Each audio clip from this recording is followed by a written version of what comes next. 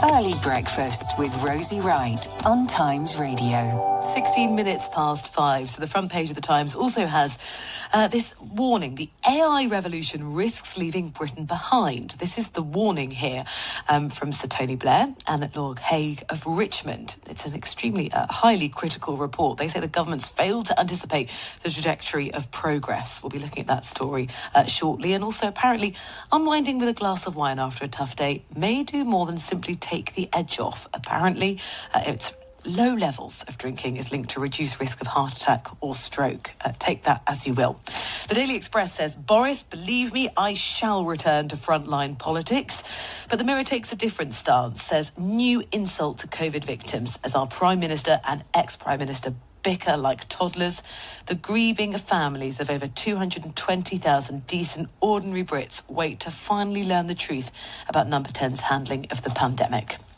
The Guardian has that story we heard in the news with Keir just after 5, saying outrage as women's jailed for abortion after legal cut-off. It says campaigners and MPs have reacted with outrage to a woman being sentenced to more than 2 years in prison for procuring drugs to induce an abortion after the legal limit. Finally, The Sun, they have a picture here, and it says, you know the hangover is bad when Kyle Walker has to help you out of your Ibiza hotel.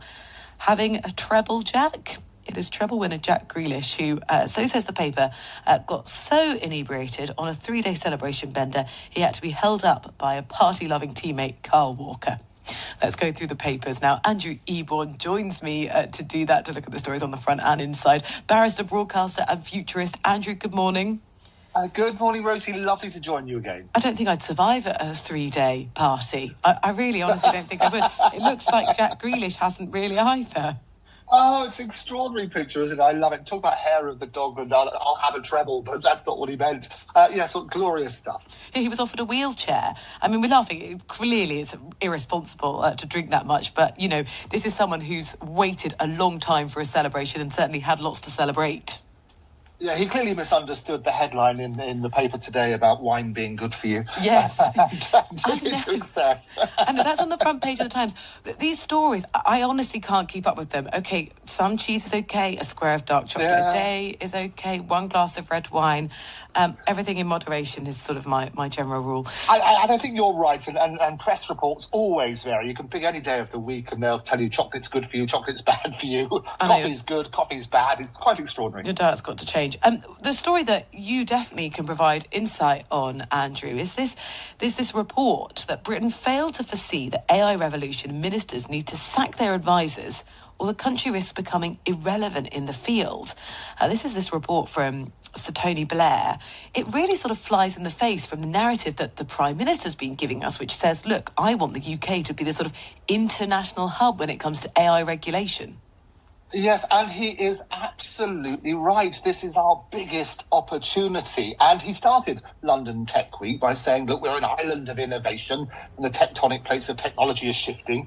But he also recognised that we must act quickly if we want to retain our position as one of the world's tech capitals. And what he's also saying is we don't want it just to be one of the world's best tech capitals. We want it to be the best country in the world to start, grow and invest in tech businesses. And it's his damning report, as you say, from former rivals, Tony Blair and William Hague, have joined forces just to criticise, saying, look, at the moment, we risk becoming irrelevant unless we invest in a sensible way on a scale of HS2. That we need to make sure that we look at this. And they were also sort of telling me you should sack everybody, sack the government's advisors on the AI Council, and the Alan Turing Institute should be replaced. And we need to ramp up our efforts. Now, I genuinely think that, and as you know, I speak around the world on AI and one of the biggest advocates about the huge opportunities and the seismic changes it's going to do. And the UK has traditionally punched way above our weight. I mean, DeepMind, now owned by Google, was founded here in 2010. And we need to sort of look at these sort of things and turn around and say, absolutely, the R&D budget that we're going to invest in AI needs to be significantly more than it has been to date. It's confusing, I think, as someone who, I think for the majority of the public, who sort of thought of AI as something just sort of in the sort of near distant past. Now, actually, near distant future, it's dominant. Every day there are multiple stories about how much this technology is going to change our day-to-day lives. Oh, you're absolutely right. And as they always say, Andrew Eborn, back to the Futurist. I've been on more platforms than Paddington talking about AI on a daily basis. And I can tell you there will be more and more stories. I always say it's our greatest human achievement, but also the biggest existential threat. So we need to understand the tremendous opportunities. In PricewaterhouseCoopers, they said, look, about 300 million jobs are going to be lost, but about 15 trillion pounds are going to be added to the global economy as a result of AI. So we need to understand its opportunities, but I also think we need to make sure that appropriate regulations are in place. And this is where the UK could make a big, big difference. We could be the champions of that sort of side and make sure that we can again be the world leaders. Yeah, that is not the view of Tony Blair unless significant action is taken. Let's move on, Andrew. And the Daily Express, Boris, believe me, I shall return to frontline politics. the discourse here, though, you know, for anyone to accuse anyone of talking rubbish is a bit, you know, juvenile at best, but you're not expecting it to happen in a conversation between, you know, the Prime Minister and the former Prime Minister. Oh, no, you're absolutely right. And we're not surprised that's what he's saying. It's not really an exclusive from the Express. I mean, he hasta la vista, baby, when he left the Commons. And in his speech, a resignation letter last week, he said, look, I'm very sad to be leaving Parliament, at least for now. So clearly, I think of all the things, rather than the £1 million speaking circuit that he goes on, having PM or MP after his name is very, very important. But blue on blue battles are never things that the electorate like. And all the headlines are sort of screaming all out war, and this is Rishi doing this. It is extraordinary what's going on. But they basically, and it's the Mirror that says it's a new insult to COVID victims. As our PM and ex-PM bicker like toddlers, the grieving family, 227,000 decent, ordinary Brits want to finally learn the truth about Number 10's handling of the pandemic. And they say they deserve better. And indeed they do. Bickering does nobody any good. And it seems as though they're sort of on a self-destruct path, which they need to look at. And what's also interesting, you talk about it being a witch hunt. Well, not just oven ready, but I guess coven ready on that sort of basis. Yeah, it was Boris Johnson who said he was sort of the victim of a witch hunt. We've heard other people say similar things. We're going to be going live to the States in about 20 minutes' time as Donald Trump arrives in Miami to face 37 charges. In the meantime, Nadine Dorries is someone who didn't get an honour, and that's caused a lot of controversy. And for her, she said, it's sinister forces that stopped me, a girl born into poverty in Liverpool, from reaching the Lords. Do you agree with her sentiment? Do you have sympathy for her? I totally have sympathy with Nadine. I think she is a wonderful character who's done some tremendous work, and you could absolutely make a case for her. The sad thing is, I mean, she suffered like lots of people about sort of worrying about imposter syndrome. And I think people have to understand, and she even says in her piece in the Mail today, people are probably saying, oh, cry me a river, I get it. But what you have to understand is how the process works. And basically, once the list has been agreed with number 10, it's submitted to the House of Lords Appointment Committee, which is an independent body that undertakes the vetting of nominees, including police and HMRC checks.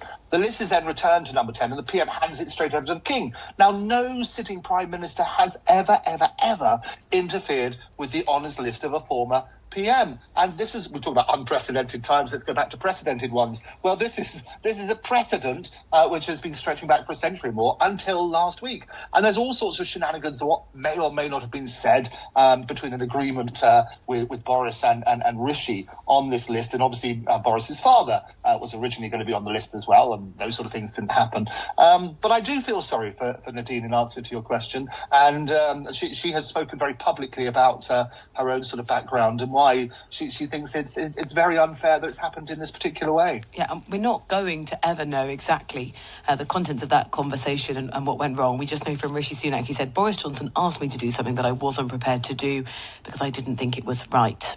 Nadine Dorries, of course, was on Talk TV yesterday. We'll hear more of that in the news bulletins today.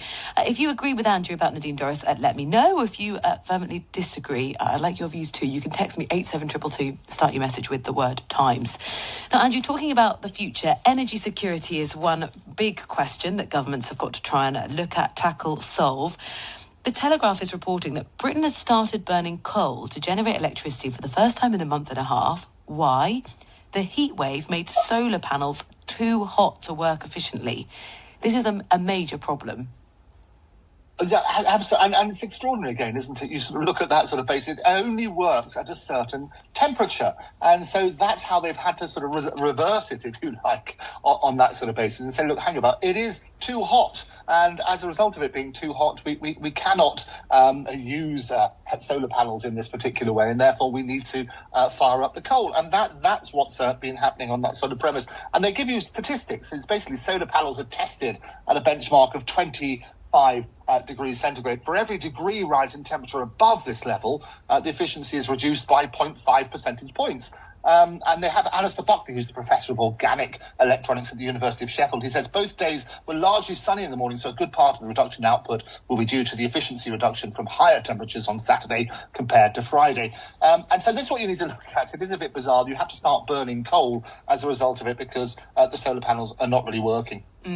It's basically solar panels work, and then the hotter and hotter it gets when it gets to sort of, heat alert temperatures, they're just nowhere near as efficient. There's also warnings of a potential looming problem of how to actually recycle solar panels because they've got a lifespan of about 20 to 25 years, and that may be a problem that needs to be solved too. The front page of the Daily Mail has got, they say, a vision of Keir's Britain. They ask a question. They say 616 people crossed the Channel in a day, the most this year, while Labour oppose a crackdown on small boats. And they also say, as Just Stop Oil cause havoc again, Starmer's MPs vote against new powers to limit protests.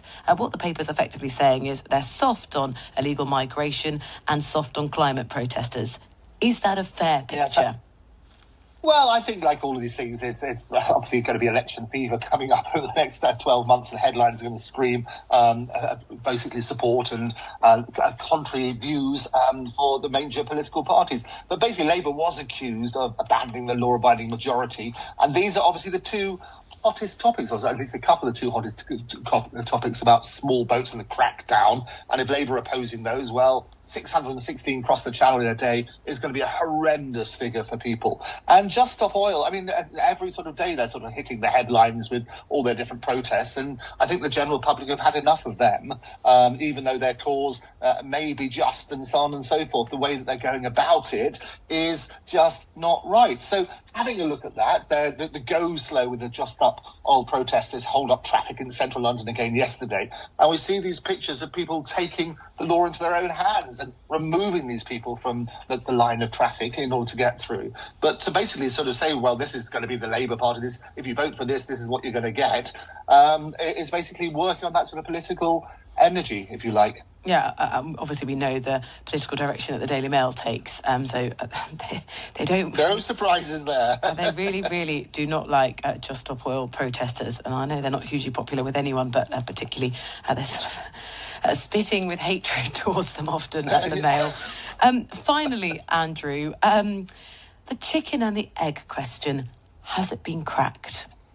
Oh, I love this story. It's so good. What they basically say, yes, it has been cracked, because what's happened is they're turning around and saying that they've done a bit of research and the early ancestors of modern birds and reptiles may have given birth to live young rather than laying eggs. So the old age question of the chicken egg, which came first, well, it sounds as though the chicken came first because they had live young rather than the actual eggs which were laid. And basically this is, they've long believed that laying eggs with hard shells played a crucial role in the early evolutionary success more than 300 million years ago. But basically they've now turned that on its head and said that's probably not right. Yeah, it could have been the other way around.